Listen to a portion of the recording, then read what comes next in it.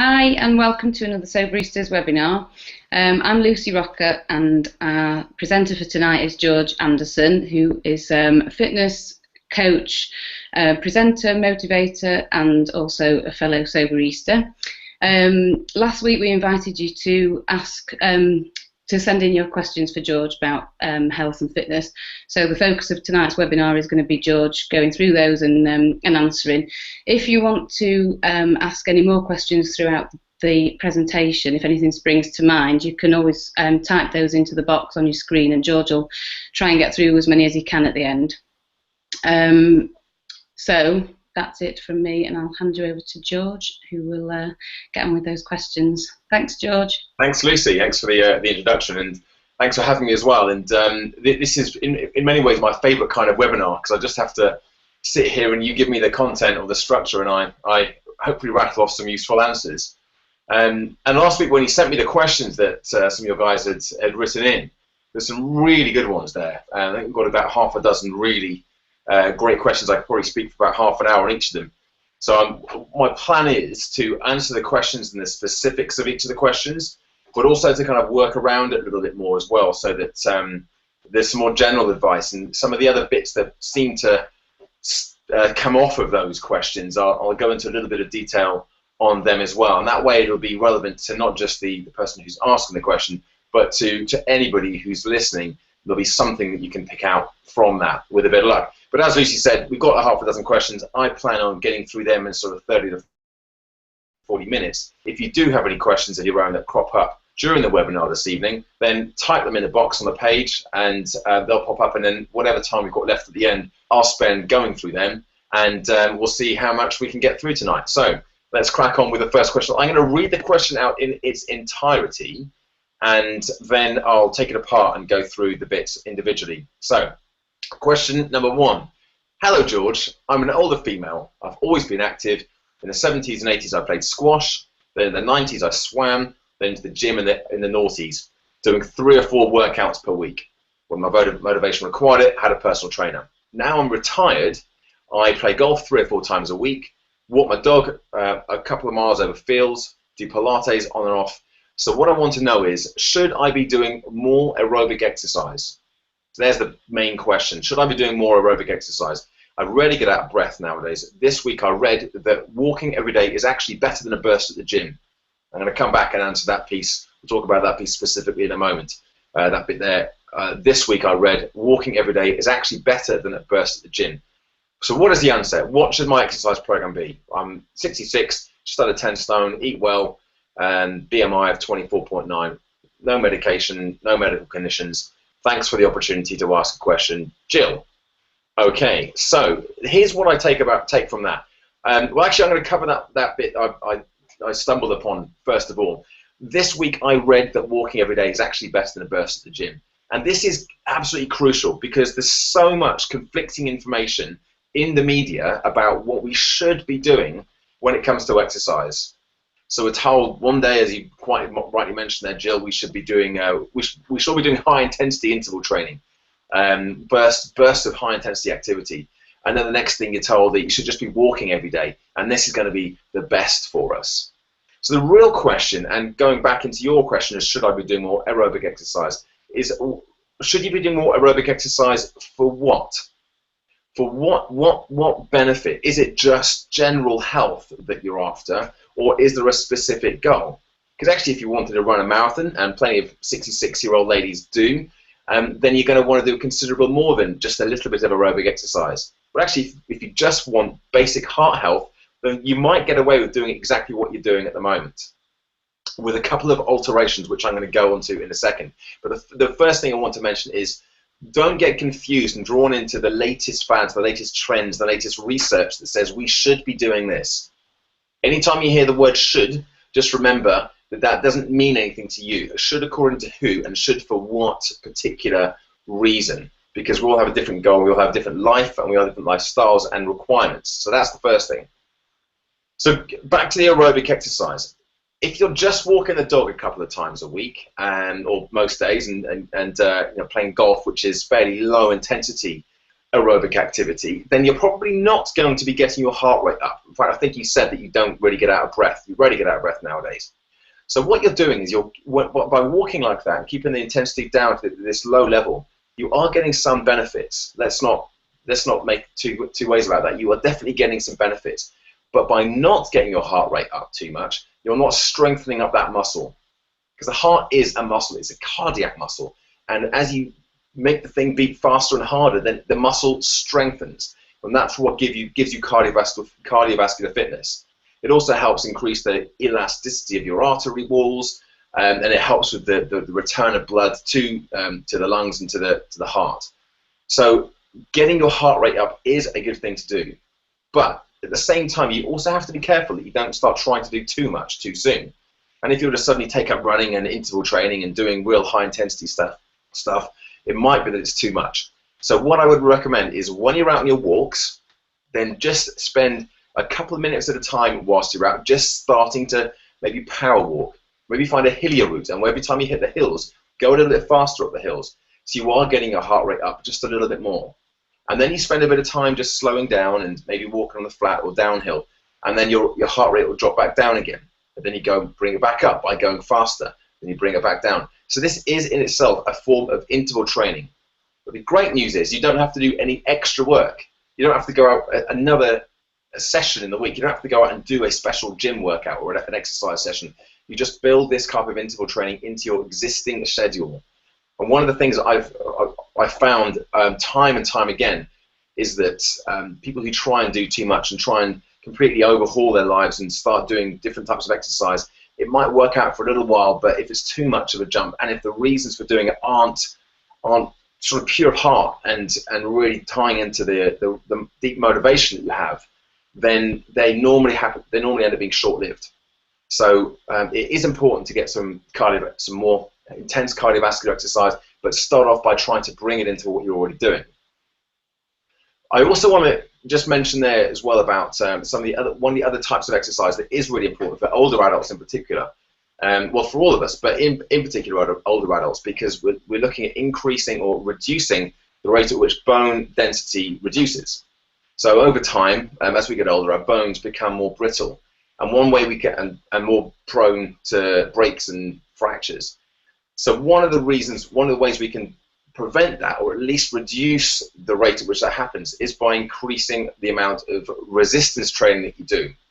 Now, it doesn't mean you have to join the gym and do loads of weights, but a few simple bodyweight exercises would suffice. You're probably already doing a little bit of this when you're doing Pilates, but not enough for it to really class as strength conditioning training. So things like a few squats or some lunges, or even some stair climbs, some press-ups, moving furniture, being physical when you're cleaning in the house, moving furniture around, pushing and pulling things. These are all going to be really useful ways of getting the body stronger. Women in general typically have quite low upper body strength. Legs are normally okay on. This is what I've found in the boot camps and personal training clients that I've run. Female clients, members, tend to have weaker upper bodies, and I'm sure nobody would disagree with that as a generalization. If you know that that's the case, then a simple case of doing a few press-ups or similar exercises which don't need any equipment, just your body weight, is a great starting point to start building up a little bit of upper body strength there. And like I said, it's a great way of also reducing the onset of osteoporosis and other onset diseases as well. So hopefully that's given you a little bit of food for thought there, Jill, and I'll move on to the next question. So question 2, let me read the whole thing out again to you. Question 2, hi there. I stopped drinking alcohol on the 23rd of August 2011 and have remained abstinent since. Play squash 4 times a week and walk every day. I don't smoke and eat very little junk food. During January, I did not have a single sweet, biscuit, cake or crisp. I watched everything I ate, consumed smaller portions, but despite this, I managed to put on 5 pounds. So disappointed. I'm 50 years old, 6'1" tall, currently weigh 16.5 stone. What am I doing wrong? And that's from Melvin.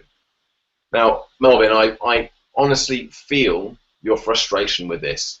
It is the biggest kicker. You go through all that effort, all that work, all that sacrifice. You say no to all the things you probably would have liked to have eaten, and you feel like you're doing really, really well. You get on the scales at the end of the week or the end of the month, and you put on weight. I mean, it doesn't get any more frustrating than that, right? So let's have a look at some of the reasons why this might have happened, and also a couple of the things that I want to draw your attention to that are a bit more wide-ranging there. Now, 6'1", you should probably be in a region of around about 13 to 13 and a half stone, I would have imagined, in terms of weight, or 16 and a half. So you're looking at about 3 stone of extra weight. Now, body mass index, which is how I work that out there. I only know that I haven't got some kind of genius mathematical brain. I'm 6'2", and I'm about 13 and a half stone, almost 14 stone, and I'm at about 25 body mass index. And that's the upper level of where you want to be. So an inch shorter than me, you probably want to be just a couple of pounds less, so 13 to 13 and a half stone. That's how I got to that figure. Body mass index is a real rough and ready way of working out whether you're the right weight for your height. Now, assuming you can't grow a few inches, which would be another way of doing this, that's not going to happen, we've got to look at the weight. However, and here's the important thing, it's not necessarily an indicator of whether or not you're a healthy weight. I totally believe that you've got weight to lose. You're clearly on a weight loss kick as well, and that's fantastic, and obviously you've done really well with kicking the booze. But I just want to use this as a springboard into talking about body fat versus body mass index, because they're not the same thing. So body fat percentage is the amount of fat that your body it carries, and you can get this tested. You can do the ones where you hold on to a set of bioelectrical impedance monitors, and it tells you roughly what your body fat percentage is. They're not 100% accurate, but it gives you an idea. Body mass index is a very clear and very rough and ready weight in kilos divided by height in meters squared. That's how you work out that figure, and it's not the same for everybody. My body fat percentage is about 7%, so I'm pretty low with body fat, yet my body mass index is about 25, which is just on the verge of being overweight. And so body fat's low, body mass index is high. So just to kind of watch out for that distinction.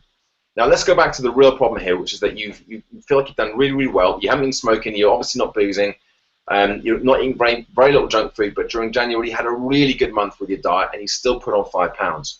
So one of the things that I would concentrate on looking at here is, without any more information, I would probably keep a food diary for a few days, Melvin, and really be very, very accurate with everything that you record. I think with some websites like I think MyFitnessPal is a good site, because you can get an app you can download. You can add in the foods as you go along rather than trying to remember them or write down on a piece of paper, and it will analyze them and tell you how much you're actually consuming. Because often we can have a distorted view of how much we're actually eating. I know you said that you consume smaller portions, but it doesn't say smaller compared to what. So that would be my next question: is how big were the portions of the food that you were eating, and actually what were you eating?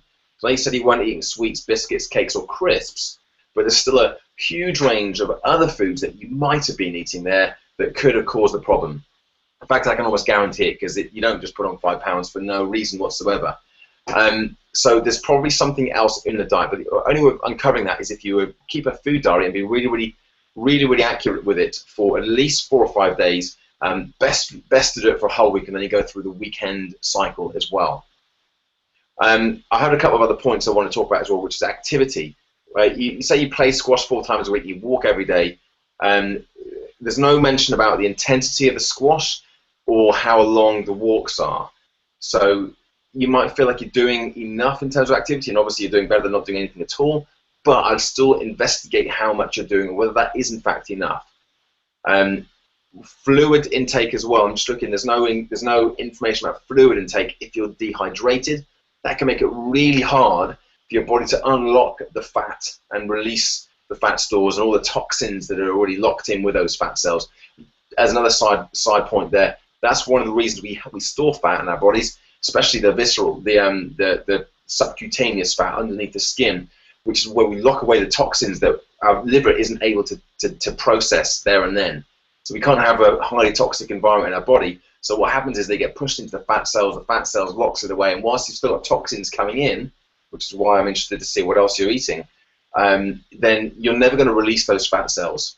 So you've got to make sure that you're cleansing your body, and it does this naturally. We'll have a question about the liver later on. Your body will naturally cleanse itself and detox itself, but you have to give it the opportunity to do that. So look at exactly how, in answer to your question, look at exactly what you're eating. Look at the health of everything that you're eating, so the nutritional value, how much in the way of veggies, how much in the way of fruit. If you're drinking a lot of fruit juices, that's going to have a really, really detrimental effect as well on your results, because it's very, very high in fructose, has a really, really bad effect on your liver and also your predisposition to laying down fat.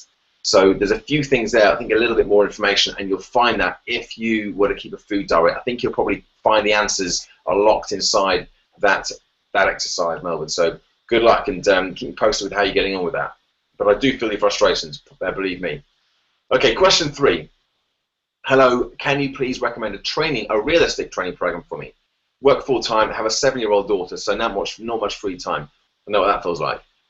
I bought T25 by Shaun T. That's the creator of Insanity, and do this about once a week at the moment. I want to follow more, but I can't do 5 days a week. I signed up for a half marathon in September as a target to raise money for charity. So here's the question. Do I think that 2 HIIT sessions per week, lasting 25 minutes, plus running 3 sessions a week is going to help improve my fitness? That's the first question. Then it goes on, and I'm definitely going to answer that one. Also, my husband loses weight fast on the paleo diet, which works for him, but I don't like the emphasis on red meats. I'm inclined to follow a more Mediterranean type diet, as I like soups and complex carbs from time to time. 46, tendency to HRT, tendency to increase the waistline. Please, can you suggest a good way of losing weight, eating well, getting fit, please? And also, the wine I used to quaff also contributed to the pounds, so hopefully their absence will help with overall health, weight, and well-being, and I'm sure that it will, and that's from Helen. So let's take this one apart. First up, let's talk about, I'm going to talk about the whole idea of T25, Insanity, short bursts of higher intensity interval training. That's what HIIT, H-I-I-T, stands for, high intensity interval training, and training for a half marathon. And then I'm going to talk about paleo, and then I'm going to talk about complex carbs. I'm also going to mention HRT as well. So plenty to get stuck into with this question. Like I say, great questions that were sent in advance. Just at this point here, if you just joined us, then I'm on question 3. There's 6 questions in total I have here. If you have any questions that come to your mind whilst I'm going through this, then feel free, type into the box on your screen, and I'll try and answer as many of them as possible at the end. Okay. Whew. Okay, and breathe. So let's go back to the main question here. Do I think that doing 3 T25 workouts a week and 2 T25s and 3 runs a week is going to be enough to improve fitness? Answer, yes. Absolutely. It does depend on what your base fitness level is, but I'm guessing it's not absolutely super fit, otherwise you probably wouldn't be asking the question. So on those grounds, yes, that amount of training is definitely going to improve your fitness. But the real question would be to improve it to what level? And this is where having a really clear goal comes into its own. So you know exactly what it is that you want to achieve. How do you know when you've got there?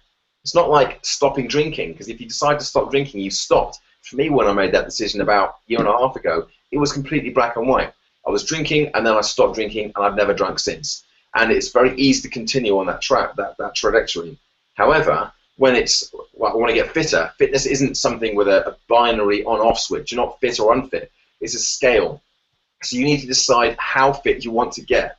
And you probably got an idea in your mind as to what fitness means to you. And it's going to be really important that you get clear on what that is. Now, the T25 workouts, for those who are listening who don't know what Shaun T and his group of Insanity buddies are up to, T25 is just a brand of fitness that includes a lot of high-intensity, mainly body weight exercises that you can do at home. And I'm a big believer in this, by the way. My boot camps are based around that. My online program is based around that as well. And I honestly believe that 20 minutes of exercise on a regular basis can do massive wonders for your overall fitness levels. So that is definitely going to be doing you some good. I wouldn't even say that you have to do 25 minutes. It's a good program to follow, but even if you could just do 10 minutes of that a couple of times a week, that's going to be a good start. You say you're committing to 2 of them a week and 3 runs to train for this half marathon. And that's absolutely plenty. Depends on what your goal is as to how much, what the kind of training you would need to do would be. But certainly 3 days a week, all my training programs for running are based on 3 runs a week. Last September, I ran 10 back-to-back marathons, marathon a day for 10 days. And for that, I trained about 3 months, and I ran twice a week for that. So the body's capable of incredible things. You don't have to be running every day. You don't have to be training intensely every single day. And this is one of the things that I really want to kind of make a big bit of emphasis about, that there's no one-size-fits-all perfect program, and you don't have to be training for an hour at a time, 7 days a week, in order to get results. You simply don't have to do that. If you can commit to just 10, 15, 20 minutes a day for something higher intensity and some longer, slower, lower intensity workouts, like going for a walk, walking a dog, but just trying to get a little bit more energy into it, that's a brilliant balance to go for. So in answer to the first part of that question, Helen, yes, you absolutely can improve your fitness with that mix of training that you suggested. I want to spend a little time now talking about the paleo diet, which you say your husband loses weight fast on it, but it doesn't work for you because you don't like the emphasis on red meat.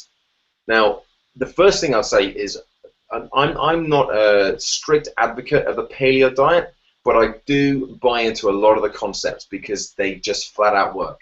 And that's reducing the amount of sugar, the amount of starchy carbohydrates, which you've already said that you enjoy your complex carbs. That's your breads, your rice, your pastas, potatoes, that sort of thing. It also cuts out processed foods, so you're not putting any of those toxins into your body.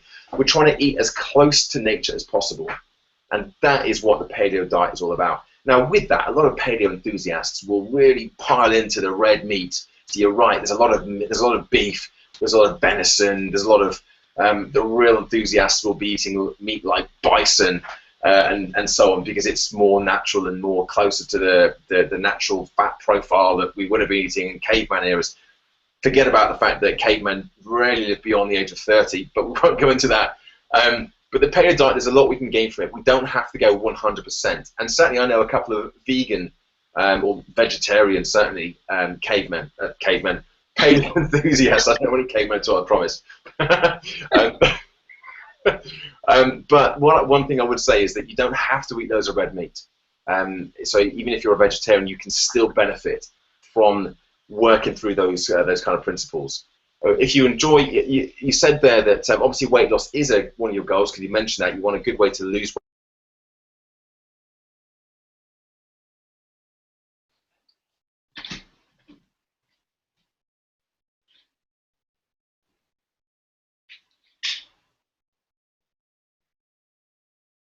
Like soups, and from time to time, as you said, that's where you've got to come away with a balance of how much you want to eat because you like eating a particular way and the results that you want to get, because they're not always congruent.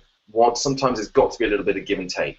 And I don't completely eschew bread and pasta. I had lasagna tonight, for example, but the lasagna was at least wheat-free. I really go out of my way to try and avoid eating wheat because it just doesn't agree with me. But for most people, that's a good starting point when you're trying to clean up your diet. But I wouldn't do that every night. Most days I wouldn't have a huge amount in the way of starchy carbohydrates. I eat starch. My own example is probably not something to follow because I'm a bit of a freak in terms of the amount of food I'm able to eat and the body fat percentage I'm likely to be carrying. So don't use me as an example, but certainly those on my online program and in my boot camp and the one-to-one clients I work with tend to get pretty good results, like your husband, from cutting out the sugars, the starches, alcohol, caffeine, which we'll come on to later on as well, which is really bad news for most people. I'm going to cover off why that's an issue in a second, and processed foods. So consider that. And I think that was all I wanted to talk about with that one. Okay, so there we go, Helen. Thanks for feeding me with lots of things to talk about in that question. Question 4. I have a question regarding supplements to help the liver. This is a great question, especially if you have spent numerous years drinking alcohol, which most of us have at some point. Otherwise, I guess you wouldn't be here. I have a question regarding supplements to help the liver. Is there anything I can take to help my liver? I have read that taking milk thistle can help restore the liver. Is this actually true? Answer, yes, it is. Milk thistle really does, as a supplement, genuinely help restore liver function. But I want to tell you something that's even more important than that. Because what the liver does, it does several things. One of the things it does is it processes toxins. So any toxins that come to your body, the liver is like the sewage system. It gets rid of them, breaks them down, makes them safe for the body, and then sends them back out where we excrete and get rid of them. but it's only got a limited capacity for doing that. So anything that it cannot process, what happens when if you overload the liver, then what happens is, as I said, they get stored as fat. So that's not a great situation. But it's constantly detoxing. We talk about going on a detox and saying, right, I'm going to completely detox, I'm going to drink this, I'm going to take milk thistle, I'm going to just have juices for the next month of my life. But really what we're doing is we're just giving the liver a chance to do what it's designed to do. You can get certain supplements, and certainly milk thistle is one of them, that will boost that process. And if you need a bit of a kicker, then that's a good one to start off with. But some things like garlic, dandelion root, kale, which has packed kale is a great vegetable. You've got to use it sensibly. It's not the greatest thing to, and I add it to smoothies sometimes, which is kind of weird. But if you put it in with enough other stuff, then you can barely taste it, I promise. But it's a great food as well for boosting liver function.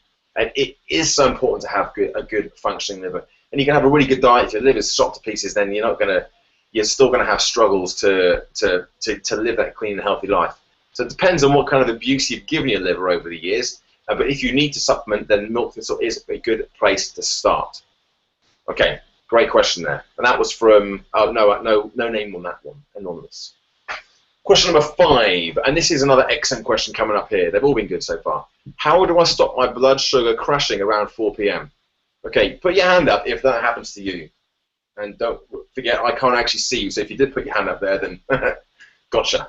Okay, so how do I stop my blood sugar crashing around 4 p.m.?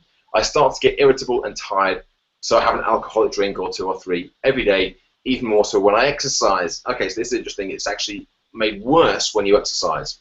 So let's cover off there's 2 things here that I can see. First of all is the blood sugar crashes at 4 p.m. What could be causing that, and what can we do about it? And secondly, it's the whole habitual thing. So cause and effect. Your blood sugar crashes, so then you have an alcoholic drink, and then you have 1 alcoholic drink, that leads to 2, leads to 3. I think many of us can probably understand how that pattern happens. So let's cover off the first one. Why does blood sugar crash, first of all? Now, if we go back to a couple of questions ago, we talked about the paleo diet and reducing the amount of sugar and complex starchy carbohydrates in the diet. Every time you eat sugar or starchy carbs, it's not just pure sugar or sugary foods and drinks, it's anything that contains starchy carbohydrates. Some will have more of an effect than others, but when your body digests that, it draws out all the sugars and they go into the bloodstream. Now, the speed at which those sugars are released into the bloodstream is going to affect how quickly your blood sugar level spikes up into the air. And if it goes up really fast, then that's a dangerous situation for your body to be in. So what happens is the brain says, right, this is no good. Let's release some insulin. Your insulin levels increase, which drops your blood sugar levels back down again. Fantastic. But it does it a little bit with a bit too much gusto, a little bit too much enthusiasm, and so your blood sugar levels drop through the floor. And this can happen over a period of an hour or 2. And you probably experience this if you have a big lunch. Think about Christmas Day as a real kind of hyperbolic example of this. You have your big Christmas lunch, and then what happens? You want to sit around and just fall asleep, don't you? Because your body's having to process all that, and it just starts to shut down. Your blood sugar levels are up, then they're down through the floor. So the first thing you can do is take a look at what you're eating at lunch, and maybe go for something more protein and healthy fat and nutrient based, like a soup, maybe like a chicken salad or some fish, something that's going to give you a little bit more protein and fats and less in the way of starchy carbohydrates. Now, for most people, the standard fare for lunch is a sandwich. And if that's your standard fare for lunch, then you do need to make some big changes there to find a suitable substitute. Depends on where you are for lunch. Whether you're at home, you can make some scrambled eggs. That's what I have probably 4 days out of 7. I'll have scrambled eggs with mushrooms and spinach and kale. Again, there comes the kale. Loads of olive oil and pumpkin seeds are a real kind of massive part of it, but low in terms of carbohydrates. And I feel fantastic afterwards. I never get those drops. But if I were to sit here and have an ice cream, for example, a small ice cream, and this happens every time I go out with the kids, we're going to have an ice cream, and then I get in the car half an hour later to drive home, and I've got to stop. I've got to pull over the side of the road sometimes because my eyes are starting to shut. It's not good. So if your blood sugar levels start dropping down, then there's not much you can do about it. Your body's doing what it's designed to do. It's trying to save you, but it does it with too much enthusiasm, like I said, and you start getting these drops. And of course, what happens when your blood sugar levels drop? Your brain sends a signal saying, right, we've got to sort the situation out. We've got to get some more sugars into the system. So you start craving sugar or alcohol, because alcohol is very, very quickly turned into sugar. And you've probably learned over time that when you have that alcoholic drink, all of a sudden your energy levels come back up again. And because of that, you associate blood sugar level crashes in the afternoon with having a drink. And 4 p.m., that's close enough to 1 o'clock, so what the heck, go for it. So the two things you can do with this, first of all, well, three things actually, I'll come on to the third one in a moment. First of all, check out what you're eating for lunch. Secondly, break that habit, break that connection rather. Have something, but don't have something alcoholic. So try having, this sounds really weird, but have a spoonful of coconut oil if you're feeling like you need to have an energy kick in the afternoon. A teaspoonful of coconut oil will do magic for your energy levels. It's just amazing stuff. Have it in your cupboard anyway, but especially for these special situations where you need that. You won't want to have a glass of wine after that anyway. So that's the second thing. You could also break the habit by deciding to go for a walk instead, and actually going for a walk or doing some exercise, doing some press-ups. That will work as well. Do something that's going to get your heart rate up. That will start getting your blood sugar levels up because you mobilize fats into the blood sugar, into the bloodstream, and the fats are turned into sugars, and so your blood sugar levels will elevate back to where they should be when you exercise. I know you said that when you do exercise, you find that you get that drop down as well. Again, that depends on what you're eating and drinking prior to exercising, maybe even during exercise. If when you train, you're drinking Lucozade Sport or other isotonic sports drinks, then just stop doing that right away. I don't recommend sports drinks for anybody, least of all sports people. We just, frankly, just do not need them. It's just pure sugar. In fact, it's worse than sugar because there's a high level of fructose in there as well. So just watch out for that. The third thing that I've mentioned there that you can do is to supplement with a couple of specific supplements here. One of them is cinnamon, which is a fantastic supplement. You can just use it in drinks and smoothies and, drinks and cooking or whatever you want. But cinnamon has an acute effect on your insulin sensitivity. So that's the amount of sugar from the blood that the cells are ready to uptake in the presence of insulin. So if the cells are really sensitive to insulin, then as soon as it feels a little bit of it, it opens up and it allows the sugars in there. If they're insulin resistant, which is a precursor to diabetes, then what happens, the insulin's released, the cells don't really open up, they're a little bit lazy, and so the sugar still keeps coursing around the body, so you've got to produce more insulin, and then eventually you get rid of it. So that's where you start getting problems. So cinnamon is a great supplement to take, and you can get it in capsule form as an actual supplement or just eat it. But chromium is another great one. Chromium is a trace element in our bodies, and you get it from some foods, but very, very rarely are we going to get enough. So supplement with chromium if you find that you get these sugar crashes in the afternoon. If I was going to add a fourth thing to do, that I would look at your sleep patterns and make sure you're getting enough sleep. Because if your sleep is all over the place, that can also, lead to disrupted cravings in the afternoon. That might not necessarily be cravings. It might just be a sort of a hormonal imbalance. Cortisol, for example, which is the stress hormone. When you sleep, you flush out that cortisol. If you don't get enough sleep, then what can happen is you start finding you're getting all kind of crazy effects, and cravings is one of those effects. So, short question, long answer, lots of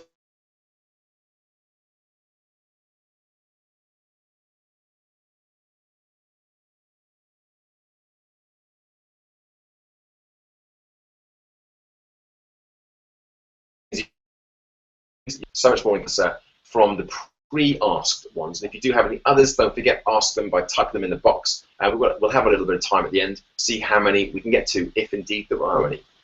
So question 6. In your last webinar, you mentioned that coffee could make you fat. I have a major addiction to lattes. Is decaffeinated coffee okay, or does that also make you fat? Can you recommend an alternative hot drink that I could enjoy instead of lattes? So again, a great load of questions around one of my favorite subjects, which is coffee. So let's clear one thing up first of all. Coffee doesn't necessarily make you fat, and if it does, it's a connection rather than cause and effect. So what happens when you drink coffee? I also mentioned earlier about cortisol, which is the stress hormone produced from the adrenal glands. and it will raise your blood sugar levels because it gets you ready for fight or flight. That's great if you're running away from a tiger. It's not so great if you're sitting at your desk. And one of the things that coffee does is it will increase your cortisol levels because of the caffeine concentration. However, coffee is also a rich source of antioxidants, which causes this kind of balance that we have to try and strike. So you don't want so much that you're going to increase your cortisol levels, but you might want to enjoy that coffee and get the antioxidant benefits. I would also say to that lattes, the chances are, if you have sugar in it as well, it's not the coffee you're addicted to, it's the flavor, the sugar, and the cream. In which case, the decaffeinated is going to be a viable solution. But go with something that, if you're making it at home, you'll be able to check on this. Get a hold of a decaffeinated coffee that's been decaffeinated with either water or carbon dioxide filtration processes. Because when they use chemicals, a lot of those trace elements, the traces of the chemicals they use to remove the caffeine are still in the coffee. And then you drink that, and you're putting more toxins into your body. The liver goes on overload, and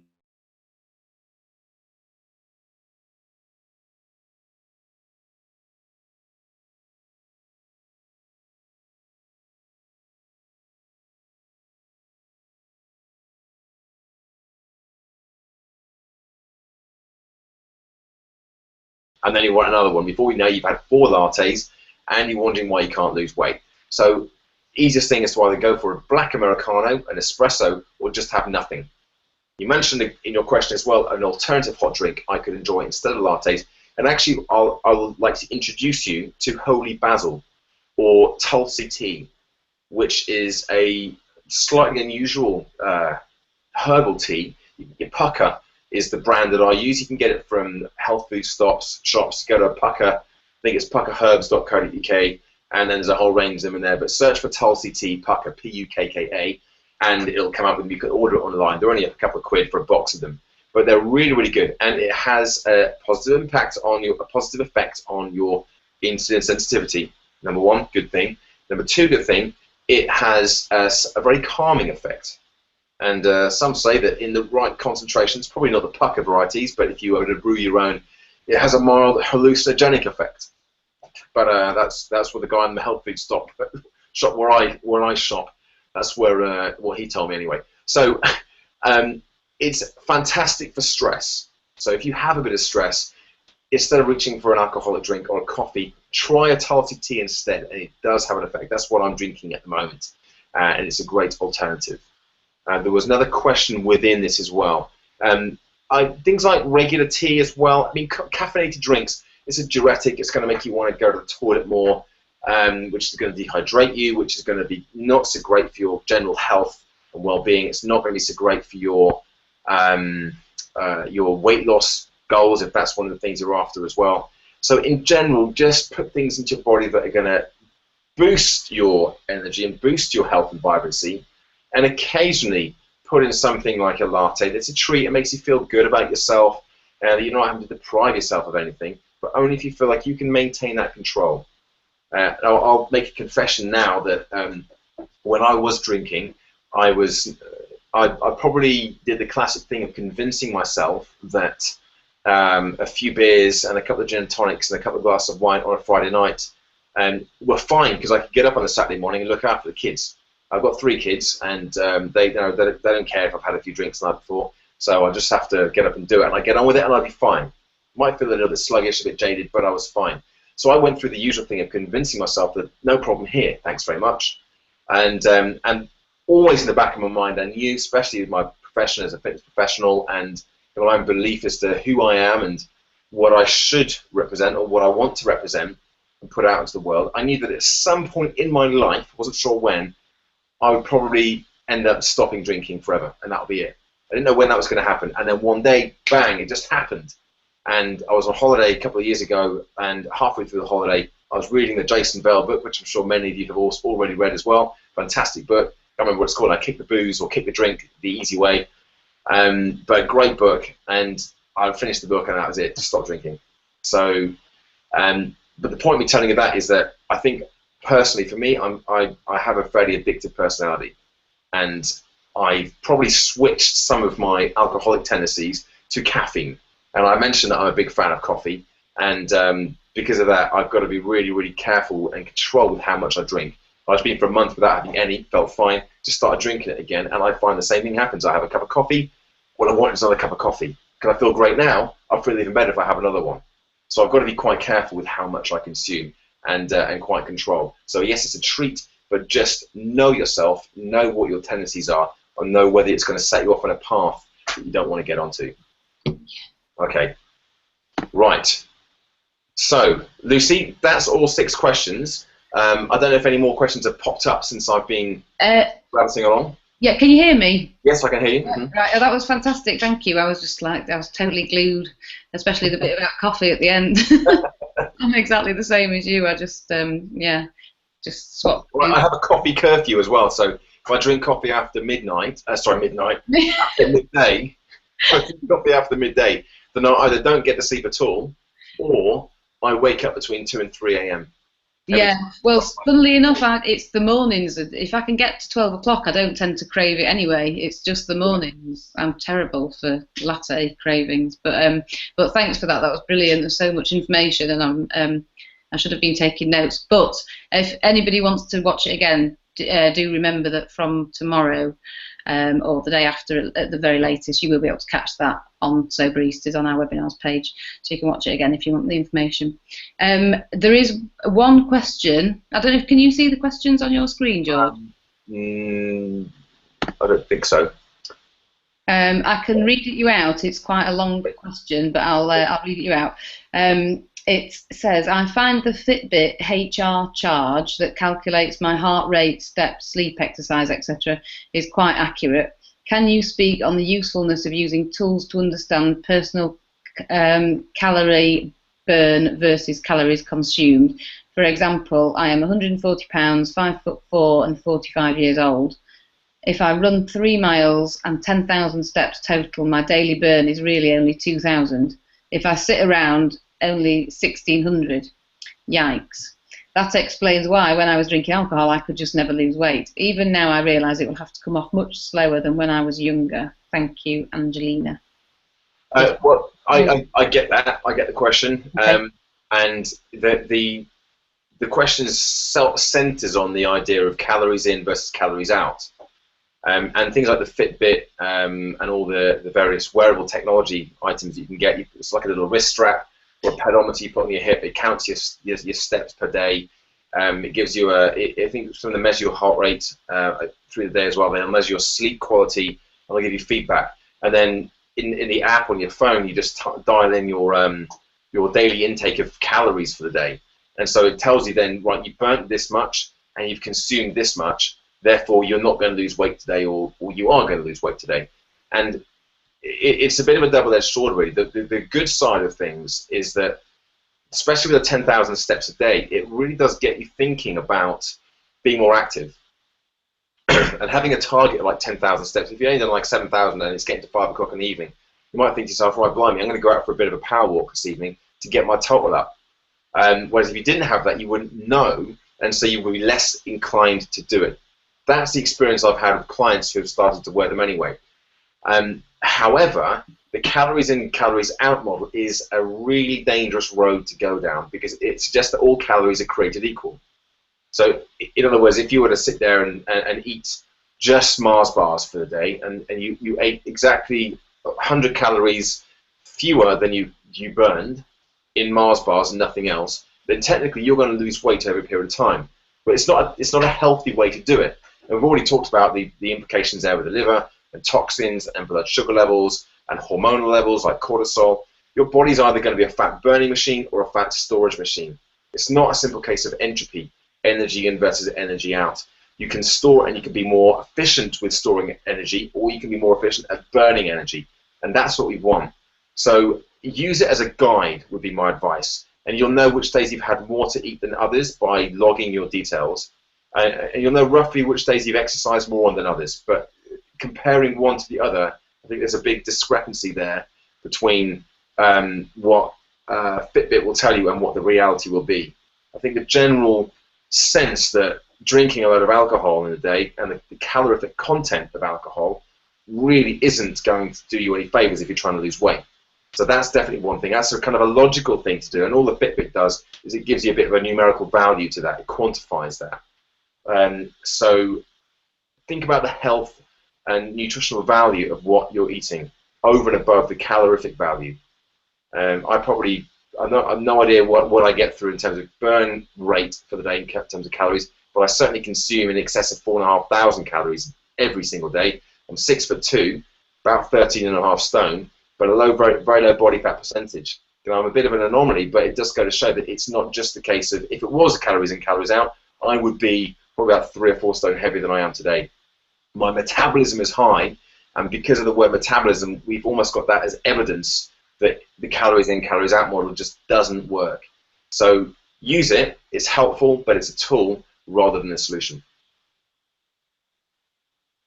Right, and thank you. That is it actually on the typed questions, but that's good to know. When I used to drink, I often swapped food for alcohol on a regular basis, and really kind of ate very little, and just walloped it back in wine, and I had a real bloat. You know, it was really noticeable. And since I've stopped drinking, I've probably not lost masses of weight. I'm probably about a stone less than I was when I drank, but that kind of bloatedness, the whole look of my body is so much better and fitter now that I don't drink. And it is just that kind of, the calorie intake is probably the same, but it's what you're consuming in calories, isn't it? It really makes a difference. And a lot of people find that they exercise, their motivation for exercising is so that they can have a piece of cake or they can have a glass of wine at the weekend. And it's, you know, I saw something on Facebook the other day. It said, you know, you're not a dog. You don't have to reward yourself with food at the end of an exercise session. So, you know, I think that again goes into the trap of thinking, well, I've done this, I've earned my glass of red wine, I've earned my piece of cake because I've exercised. Yeah. I think of exercise as a process. So yeah, there's a result at the end, especially if you're training for something. But actually, it's the process of exercising should be just as enjoyable. And you're eating you're not eating because you want to lose weight. Eat for the health and how it makes you feel. Yeah, exactly. You feel fantastic afterwards. You feel energized and alert, and you get productive, and you think you get creative. Then that's what you want, and you can have that every single day you choose. But you've got to eat the right things. It's not just calories. And one thing that motivates me that I read not long ago, that you can't out-exercise a bad diet. Yeah, absolutely. And it's just, you know, that kind of, when I got that one, once I got my head around that, it was just the cakes just went out the window, and I just started eating so much more healthy because I was just running loads and, you know, just pointless really, because I was consuming, you know, far too many biscuits and cakes. So abs are made in the kitchen, Lucy. Yeah. But on the other side of that, actually, you Sorry? can't out-eat your fitness. Yeah. You can't eat to get fit. So you do have to have them both. Yeah. And a lot of people who are slim, I know plenty of people who are slim, are really, really unfit because they eat well maybe, but they don't do any exercise. And so you still don't get those benefits. There's nothing better than feeling completely in control of your health and fitness, and feeling like the kind of that almost like a master of the universe. Yeah. You don't just do anything. I know you run, so you get this feeling as well. But when you're doing it, you just feel so in control, and you know, of your own body and your environment, and so much more optimistic about the future as well. When you have that level of fitness, and it's not, I'll feel like that when I get to this level. You feel like that every single time you go out there and do it. Definitely. Never feel worse after I've been running. I always feel better. Yeah. Never go out and run. Crappy weather and you've got to go out in the rain or whatever. I always feel better and more positive mentally. It's a really good tool for beating kind of anxiety and depression and everything. So yeah, definitely an advocate. Right. Well, that's all our questions. Thanks ever such a lot, George. That was really helpful. All right. Thank you. Bye for now. Bye.